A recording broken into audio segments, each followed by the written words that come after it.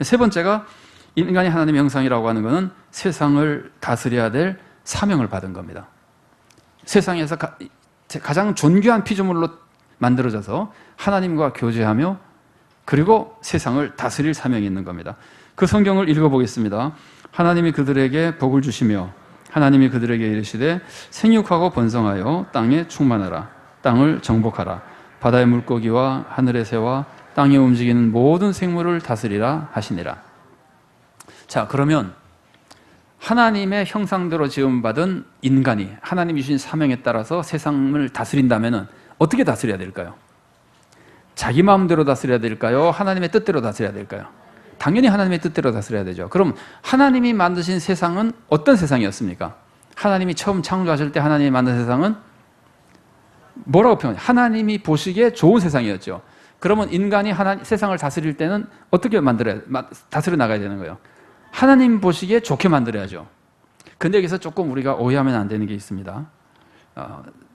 약간 오해하는 사람들이 있습니다. 뭐냐면은 세상은 아름다운 겁니까? 좋은 겁니까? 좋은 거죠.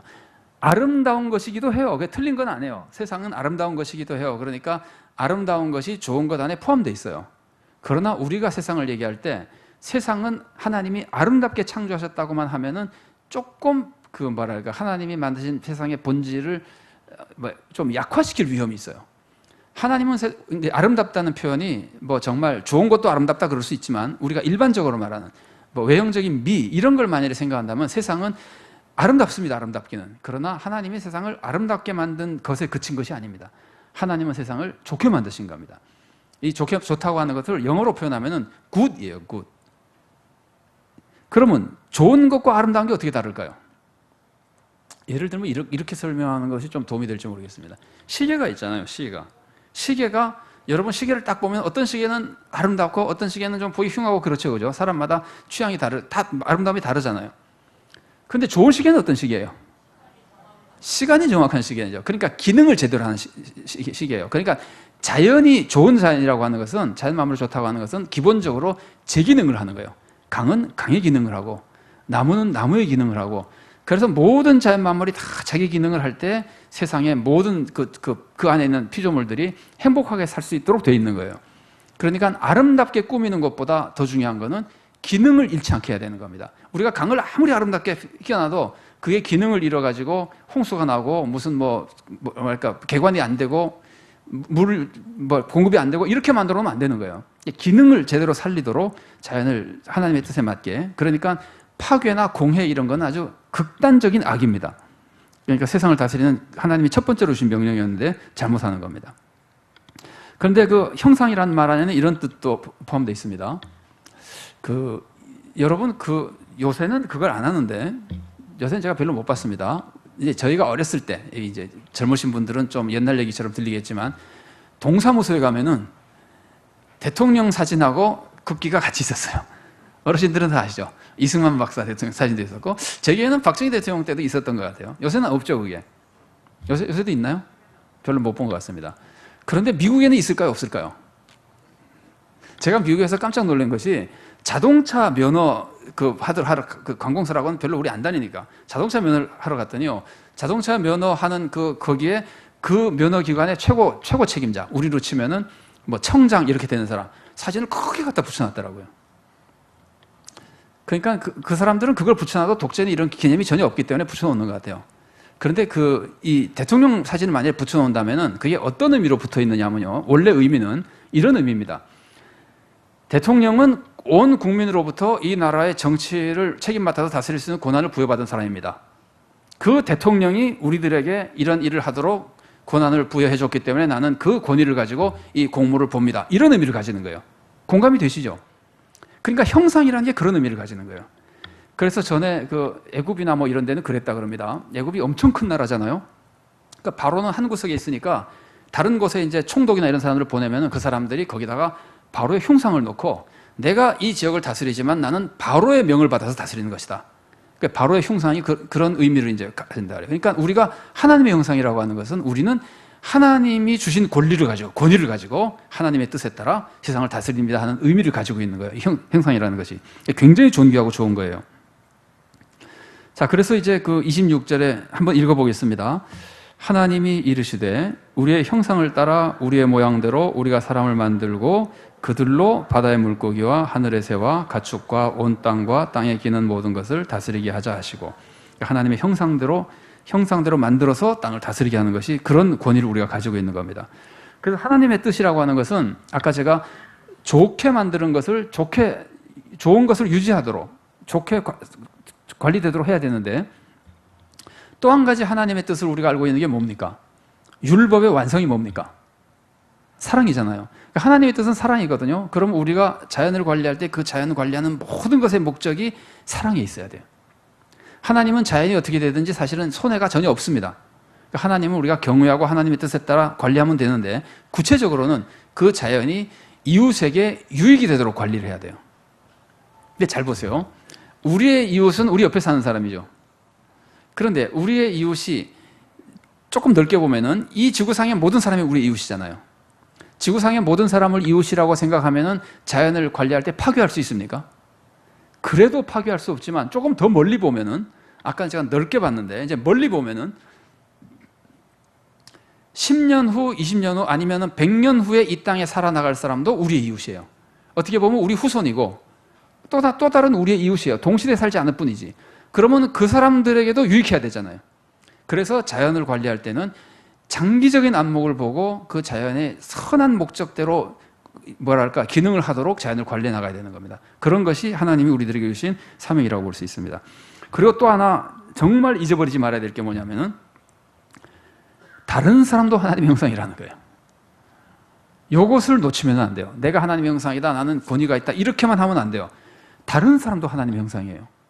어제 제가 그런 말씀 드렸잖아요. 하나님의 사랑을 우리가 이해할 때 하나님이 나를 사랑하시고 내가 정말 잘 살기를 바라시고 축복해 주시지만 하나님의 그 사랑은 다른 사람에게도 임하고 있다는 거. 그래서 제가 청부론 얘기할 때 그 얘기 했었잖아요. 당신만 하나님의 자녀입니까? 그래서 다른 사람도 하나님의 자녀고 다른 사람도 하나님의 자녀가 안 된 사람도 하나님이 사랑하고 계신다는 걸 생각하면은 우리의 삶의 태도가 달라지잖아요. 안 그렇습니까? 잊어버리신 겁니까? 반대하시는 겁니까? 찬성하시죠?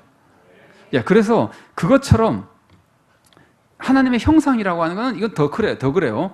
하나님의 자녀는, 세상에는 하나님의 자녀가 아닌 사람이 많이 있습니다. 예수님 믿는 사람은 하나님의 자녀니까. 그러나 하나님의 형상은 모든 사람이 하나님의 형상입니다. 그래서 이 세상의 모든 사람이 하나님의 형상이라는 걸 우리가 이해하고 나면은 우리는 다른 사람을 극도로 존중해 줘야 되는 겁니다. 이 하나님의 형상이라고 하는 것은, 다시 한번 말씀드립니다. 하나님의 형상이라고 하는 것은 모든 피조물 중에 월등하게 존귀한 존재예요. 맞아요? 그러면 다른 모든 사람도 그 위대한 존귀한 존재로 존귀한 존재가 된 사람들이 다 존귀한 존재잖아요. 그러면 그 존귀한 존재의 수준이 어느 정도냐면은 이 세상에 어떤 것도 그 존귀한 존재의 가치를 약화시킬 수가 없어요. 그래서 이제 야고보서 2장을 보면은 이런 말이 나옵니다. 우리가 예배 드리는데 부자가 들어오면은 으리번쩍하게 차려입은 부자가 오면은 존중해서 이쪽으로 와서 앉으십시오 그러고, 가난한 사람이 더러운 옷을 입고 오면은 당신은 거기 서 있든지 내 발등상 앞에 앉아, 내 다리 놓는 거기에 앉든지 이래라고 하면은 안 된다는 말이 나오죠. 그럼 너희들이 악한 마음으로 차별하는 것이 안 된다 그러는데, 거기는 이제 하나님의 자녀라는 뜻이 더 많이 있을지는 모르나 하나님의 형상도 마찬가지입니다. 하나님의 형상도 모든 사람이 하나님의 형상이기 때문에 세상의 다른 것으로 그 존귀하는 것의 차이를 만들어낼 수가 없어요. 제가 이제 예를 이렇게 들어볼게요. 이전에는 요새는 이제 로스쿨이라는 게 생겨가지고 앞으로 어떻게 될지는 잘 모르겠습니다만 또 다른 이 법률가가 되는데 길이 좀 더 있습니다만, 이전에는 대부분이 이제 사법고시를 통해서 되잖아요. 그래서 사법고시를 보기 위해서 공부하는 사람들이 굉장히 많았습니다. 신림동이 유명하고, 그 다음에 대구에도 유명한 데가 있고, 몇십만 명이라 그랬어요. 신문에서, 제가 TV에서 한번 인터뷰를 했어요. 기자가 가서 왜 사법고시 공부를 합니까? 그러니까 이 사람이 이렇게 말했어요. 제가 정확하면 단어인데 되게 이런 거예요. 학력 불문, 지역 불문, 그 다음에 성별 불문, 나이 불문, 아무것도 필요 없이 합격만 되면 성공하는 거 아닙니까? 맞는 말이죠. 사법고시 학력 안 보죠. 그 다음에 뭐 그거 안 보잖아요. 뭐 나이 뭐 이런 거 다 안 보잖아요. 하여튼 합격만 되면 되는 거 아니에요. 그래서 이제 이 사람 얘기가 나는 요즘은 이제 그 좀 다행히 스펙을 너무 많이 그런 걸 안 보고 사람의 능력을 좀 공정하게 평가하려고 노력합니다. 이전에는 본적만 가지고도 떨어진 사람들이 많았었다 그래요. 본적만 가지고도. 워낙 보는 게 많아가지고. 그러니까 이 사람 생각은 이제 그거죠. 나는 내가 가지고 있는 학력이나 뭐 지역 배경이나 이런 거 가지고는 어디 가서 해볼 데가 없다는 거예요. 그러나 사법고시는 합격만 되면 그런 거 전부 무시하고 출세하니까 된다는 거예요. 자, 그렇다면 보세요. 고졸로 판사가 된 사람이 있어요. 그 다음에 대학원에서 박사까지 다 받고 판사가 된 사람이 있어요. 그 판사가 된 사람이 판사가 딱 됐으면은 피고가 아니면 검사나 변호사가 저 사람은 판사지만 고졸이니까 무시할 수 있습니까? 난 잘 모르겠는데 어떻게 생각하세요? 피고가 무시할 수 있습니까? 적어도 피고는 무시하지 못하겠죠.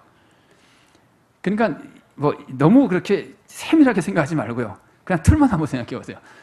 판사다 그러면은 이 사람이 판사인데 하루는 너덜너덜한 옷을 입고 왔다고 무시할 수 있습니까? 무시할 수 없잖아요. 이 사람이 어떤 옷을 입어도 그 사람에게는 판사라는 위치가 딱 자리 잡고 있잖아요. 그래서 이 사람이 판사면은 미안합니다. 사회적인 거 가지고 예를 들어서 할 수 없는데 이 사람이 판사라면은 그 사람의 학력이 뭐든 지역이 어디든 뭐라 그럴까요? 뭐 재산이 얼마든 지금 어떤 옷을 입었든지 그걸 가지고 우리가 절대로 차별할 수 없잖아요. 뭐 사회에서 어느 정도 하겠지만 그래도 한다 그럽니다. 그렇긴 하지만 기본적으로는 차별을 할 수 없잖아요. 왜냐하면 판사라는 지위가 워낙 사회에서 존경받는 지위이기 때문에 그렇거든요. 그러면 같은 사람들끼리 직책이나 이런 거 가지고도 그렇게 차이가 있다면은 존경받는 걸 인정한다면은 모든 피조물 중에 인간이 받는 존경은 비교가 안 되는 차이예요. 비교가 안 되는 차이. 여러분 바퀴벌레하고 인간의 차이가 판사하고 무슨 뭐 아니면은 뭐 법원에서 청소한 사람하고 차이하고 어느 게 더 큰 겁니까? 이 인간의 차이는 별거 아니잖아요. 아무리 커도. 그런데 피조물 간의 차이는 비교가 안 되는 차이거든요. 그래서 우리가 하나님의 자녀면은 말할 것도 없고 인간이라는 거 하나만 가지고도 어떤 것으로도 차별을 줄 수 없는 거예요. 옛날에 대표적인 차별이 피부 색깔. 참 피부 색깔 우리는 한국에서 이제 같은 동족으로 사니까 못 느끼죠. 피부 색깔 때문에 고통을 당하는 사람은 불쌍해서 못 봅니다, 진짜. 그 피부 색깔, 무슨 뭐 학력, 지금은 우리 사회도 그런 것이 굉장히 많이 남아 있잖아요. 뭐 연고 같은 것이 있고 그런 모든 것을 다 극복해서 이웃을 진짜 존중해 줘야 되는 거예요. 이웃이 하나님의 형상이라는 걸 알면은. 그래서 모든 사람이 하나님의 형상이면은 별표 처음 보십시오. 사람은 모두 대등하다는 거예요. 대등한 존귀한 것을 가지고 있는 겁니다. 그래서 오해하시면 안 됩니다. 사람이 다른 자연 만물과는 차별이 있습니다. 사람이 개나 소나 말이나 고양이나 이런 거하고는 차별이 있습니다. 여러분 반려동물 좋아하는 사람도 이 차별이 꼭 있다고 생각하세요. 그거 안 했다가 이제 하나님 야단 맞아도 저는 모릅니다. 차별이 있습니다. 모든 동물 우리가 차별이 있습니다. 사람은 차별이 없습니다. 제 친구 중에 환경운동을 한국에 아주 대표적으로 열심히 하던 사람이 있어요. 목사예요. 근데 이분이 환경운동을 많이 하면서 환경운동에 대해서 이제 글도 많이 쓰고 그런데 이제 목사니까 신학적으로 되게 환경에 대한 근거를 쓰고 그러는데 제가 학교에 있으니까 가끔 저희인데 글을 보내줘요. 이게 신학적으로 문제가 있냐 없냐 하고 이제 검토해달라고 보내줘요. 그 뭐 제가 한다고 제대로 되는 건 아니겠으나 도와준다고 이제 검토를 했는데 한 번은 이렇게 썼더라고요. 이웃을 내 몸과 같이 사랑해야 되는데 이 세상 모든 자연 만물은 내 이웃이다. 그러니까 우리는 이웃을 자연 만물을 내 이웃처럼 사랑해야 된다. 그렇게 써서 제가 이렇게 물어봤어요. 너 소 안 먹냐? 그랬어요. 그러니까 그거는 빼야 되겠구나 그러더라고요. 그러니까 자연을 내 자신까지 사랑하는 건 아니에요. 우리가 내 자신처럼 사랑하는 우리 이웃 인간을 말하는 거예요.